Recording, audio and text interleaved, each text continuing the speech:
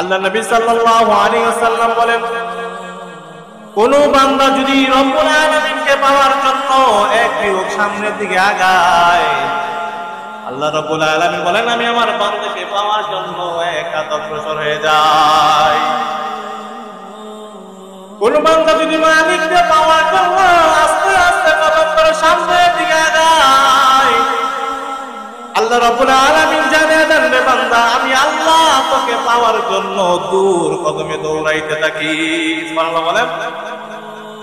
আল্লাহ নবী সাল্লাল্লাহু আলাইহি ওয়াসাল্লাম ডাকতে বলেন, উম্মত তোমরা যদি মালিককে পাওয়ার জন্য আস্তে আস্তে সামনের দিকে আগাও, আমার আল্লাহ তুমি বান্দাকে পাওয়ার জন্য জোর কদমে দৌড়াইতে থাকে।